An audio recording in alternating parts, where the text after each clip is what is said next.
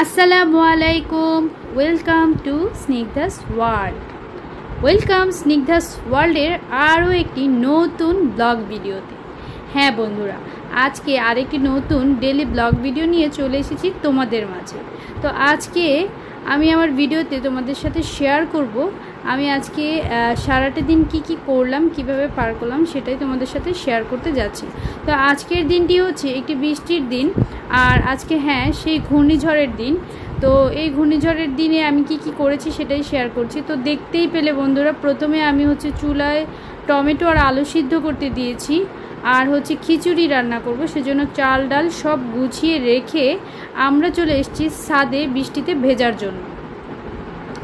বৃষ্টি হচ্ছে আর ভিজবো না, যে গরম পড়েছিল, অপেক্ষায় ছিলাম যে কখন বৃষ্টি হবে আর কখন আমরা বৃষ্টিতে ভিজবো। তো সেই সময়টা চলে এসেছে, আমরা এখন বৃষ্টিতে ভিজতে ছাদে চলে এসেছি। আমি গিয়ে বাসায় ওই টমেটো আর আলু সিদ্ধ করে আর খিচুড়ি রান্না করার জন্য সব রেডি করে রেখে চলে আসছি। তো এই যে গোসল আমাদের শেষ, আমরা বৃষ্টিতে ভিজে আমি বাসায় এসে ফ্রেশ হয়ে এখন গিয়ে ওদের তো সকালে নাস্তা খেয়েছে, আর কিছু খাওয়া হয়নি এখনও। তো ফ্রিজে আমার এই ফলগুলো কাটা ছিল, কালকে আমার বাসায় গেস্ট এসেছিলো, তো গেস্টের জন্য কাটা হয়েছিল, খাওয়া হয়নি। তো সেগুলো বাটি করে আমি রেখে দিয়েছিলাম ফ্রিজে। এখন গিয়ে ওরা গোসল টোসল করে দুই ভাই বোন বসে টিভি দেখছিল। তো ওই জন্য ওদেরকে কেটে ফ্রুটসগুলো বের করে দিলাম, ওরা খেতে থাকুক, আর আমি এদিকে চলে আসলাম রান্নাঘরে রান্না করার জন্য। তো তোমরা তো দেখলেই আমি প্রথমেই চালগুলো সব গুছিয়ে রেখে গিয়েছিলাম। তো আমি গিয়ে এখানে আজকে যে খিচুড়িটা রান্না করছি সেটা আমার রেগুলার চাল, যেটা দিয়ে আমি ভাত রান্না করি। সে রেগুলার চাল, একটুখানি পোলার চাল নিয়েছি, আর আতপ চাল, ডাল নিয়েছি, খেসারি আর মসুরি। তো আমার খিচুড়ি রান্নার একটা রেসিপি এই রান্না করেছি, যে এই রেসিপিটা আমি আমার চ্যানেলে আরেকটা ভিডিওতে তোমাদের সাথে পুরো রেসিপিটা শেয়ার করেছি। খিচুড়িটা কিন্তু ভীষণ মজা হয়েছিল, আর বৃষ্টির দিনের জন্য একদম পারফেক্ট একটা খিচুড়ি হয়েছিল। তো সেই রেসিপিটা তোমরা দেখতে চাইলে আমি আই বাটনের লিঙ্কটা দিয়ে দিচ্ছি, এবং সেখান থেকে তোমরা দেখে নিতে পারো আমার খিচুড়ি রান্নার রেসিপিটা। তো আমার খিচুড়িটা ওই দিন খুব বেশি মজা হয়েছিল খেতে। আমাদের আর খিচুড়ি খাওয়ার জন্য আর এক্সট্রা কিছু প্রয়োজন হয়নি, খিচুড়িটা এত মজা হয়েছিল। তো আর এই যে প্রথমে দেখলে যে আমি আলু আর টমেটো সিদ্ধ করেছিলাম, তো সেই আলুগুলো নিয়ে এখন গিয়ে ছোলাটা ছুলে নিয়েছি, আর টমেটোর উপরেও যে পাতলা খোসাটা সেটা ছিলে নিব। আর এই যে এখন শুরু হয়ে গেছে আলু ভর্তা করা। আলু ভর্তা করছে স্নিগ্ধার আব্বু। আমাদের বাসায় সবসময় ভর্তা টর্তা করার দায়িত্ব পড়ে স্নিগ্ধার আব্বুর কাছে, কারণ ওর হাতে ভর্তা ভীষণ মজা হয়। আর ফিনিশিং লাস্টে গিয়ে আমাকে একটু টাচ করতেই হয়, কারণ ও তো আর হাত লাগায় না, ও ওই যে দেখতে পেলে ওটা দিয়ে ভর্তা করে, শেষে গিয়ে আমাকে একটু ভালো করে মেখে নিতে হয়।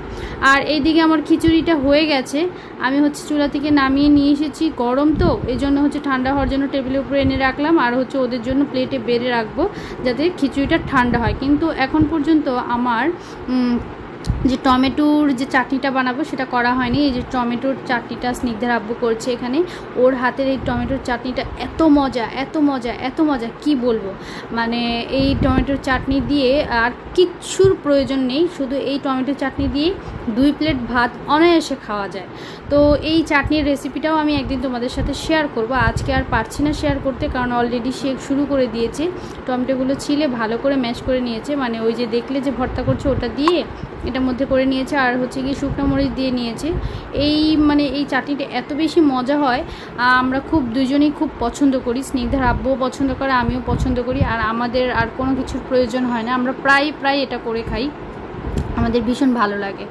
তো যে সকল বন্ধুরা আমার চ্যানেলে নতুন দেখছো তাদের কাছে অনুরোধ, আমার ভিডিওটা যদি তোমাদের ভালো লাগে তাহলে কিন্তু আমার চ্যানেলটাকে সাবস্ক্রাইব করে পাশে থাকা বেল বাটনটি অন করে রাখবে, তাতে যখন যে ভিডিওটি আমি আপলোড করব সাথে সাথে তোমাদের কাছে নোটিফিকেশন পৌঁছে যাবে।